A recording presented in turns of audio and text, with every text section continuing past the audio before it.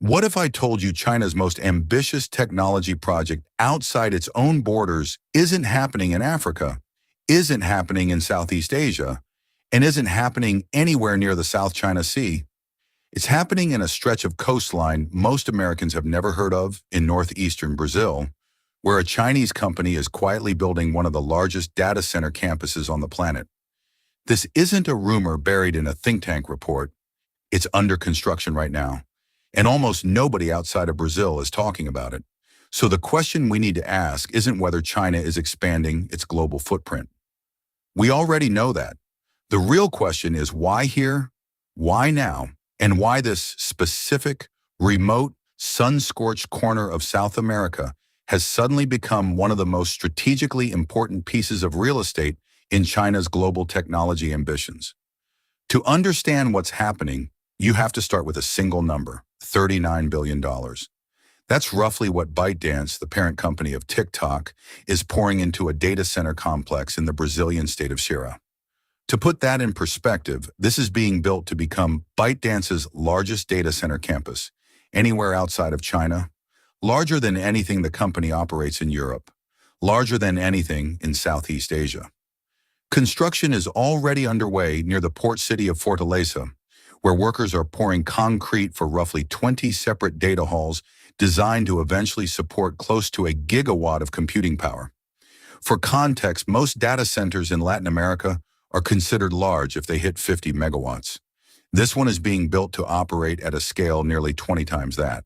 Now here's where it gets interesting, because the obvious question is, why would a Chinese social media company build its largest facility outside China and Brazil, of all places, instead of somewhere closer to Asia or somewhere with an established tech industry like Ireland or Singapore? The answer starts with something most people never think about when they picture artificial intelligence: electricity. AI systems, the kind that power recommendation algorithms, video processing, and machine learning models, consume enormous amounts of electricity, and increasingly, companies want that electricity to be clean, both for cost reasons and for the optics of running carbon-conscious operations. Brazil generates the overwhelming majority of its electricity from renewable sources, largely hydropower, and the Northeast region in particular has become one of the best wind corridors on the entire planet. The ByteDance facility is being built alongside a dedicated wind farm and a new high-voltage transmission network, backed by a $2 billion 20-year power agreement with a Brazilian renewable energy company. In other words, this isn't just a data center. It's a data center with its own guaranteed dedicated clean power supply built specifically to feed it. But there's a second reason, and this one is less about energy and more about geography. The facility is being constructed inside the Pecém Port Complex, a deep water port on Brazil's Atlantic coast. Why does that matter for a data center? Because data centers of this scale need massive equipment shipped in, they need reliable transmission infrastructure connecting to the grid, and increasingly, they need proximity to the undersea cables that carry the world's internet traffic across oceans. Fortaleza, the city closest to this new campus, already sits at the landing point for a submarine cable system built and partly owned by China Unicom, one of China's state-linked telecom giants. That cable runs directly across the South Atlantic to Cameroon, linking South America to Africa without needing to pass through European or North American infrastructure at all. Suddenly, a data center in the Brazilian Northeast doesn't look like an isolated business decision. It looks like a piece of a much larger digital corridor connecting South America, Africa, and eventually Asia, one that doesn't necessarily need to route through the infrastructure the United States and Europe have historically controlled. And ByteDance isn't operating in isolation here either. Just months before ground was broken in Ceará, another Chinese giant made an equally significant move roughly 1,000 miles south, in the state of Bahia. That company is BYD, the electric vehicle manufacturer that recently overtook Tesla as the world's largest seller of electric vehicles. In late 2025, BYD opened a massive manufacturing complex in Camaçari, built on a site that used to belong to Ford. This factory, spanning an area equivalent to hundreds of football fields, is BYD's largest industrial facility anywhere outside of China. It's designed to eventually produce up to 600,000 vehicles a year, and Brazil has already become BYD's largest market outside its home country, with the company now controlling a striking share of Brazil's electric and hybrid vehicle sales. Why does that matter beyond the obvious business story? Because it reveals a pattern. BYD didn't just choose Brazil to sell cars, it chose Brazil to build cars, using Brazil as a manufacturing base to supply the entire Latin American market, avoiding tariffs and shipping costs that would come with exporting finished vehicles from China. It's a strategy that mirrors what China has done in other regions. Instead of just exporting finished products, plant manufacturing routes inside the target market, hire local labor, benefit from local tax incentives, and use that base to expand outward across an entire continent. Bahia's state government offered BYD tax incentives running through 2032. Ceará offered ByteDance a similar welcome, with the Brazilian federal government under President Lula exempting technology infrastructure investments from a range of import and industrial taxes. Two different Chinese companies, two different industries, one shared thread. They were both actively courted, and both chose Brazil's Northeast specifically. That thread gets even more interesting when you look at what else has been happening in the region over the past several years, largely outside the American media's attention. Chinese state-linked companies have been steadily acquiring stakes in Brazil's renewable energy sector, building and operating wind farms, solar installations, and the transmission lines that carry that power across the grid. State Grid Corporation of China, one of the largest utility companies in the world, already controls a significant portion of Brazil's electricity transmission network, a position it built over more than a decade of acquisitions. This matters because whoever controls transmission infrastructure controls, to some degree, the reliability and pricing of power for everyone downstream, including future data centers, future factories, and future industrial users. When you put that alongside ByteDance's dedicated wind power deal and BYD's manufacturing base, a picture starts to form of a region where Chinese capital isn't just investing in individual projects, it's investing in the entire energy and industrial ecosystem those projects depend on. So why does clean, abundant electricity matter so much right now, more than it might have mattered a decade ago? Because the entire global AI race is fundamentally a race for computing power, and computing power is fundamentally a race for electricity. Every major AI lab in the world, whether in the United States, China, or Europe, is currently constrained not by chips or talent, but by how much reliable power they can get their hands on. Analysts have started referring to cheap, clean electricity as one of the most valuable strategic resources of the 21st century, on par with oil in the 20th. Brazil's Northeast, with its exceptional wind resources, extensive hydropower, and available land, has quietly become one of the most attractive regions on Earth for exactly this kind of large-scale digital infrastructure. And whoever secures long-term access to that power first gains an advantage that becomes harder and harder for competitors to replicate later. Then there's the port itself. The Port of Pequim isn't just convenient for shipping wind turbine components or importing construction equipment. It's a deep-water Atlantic port positioned almost equidistant between North America, Europe, and Africa, making it one of the more efficient gateways in the Southern Hemisphere for global shipping routes. Chinese companies and state-backed investment funds have spent years expanding their presence in ports across Latin America, from Peru's massive new Chancay port on the Pacific side to smaller but strategically placed investments along Brazil's Atlantic coast.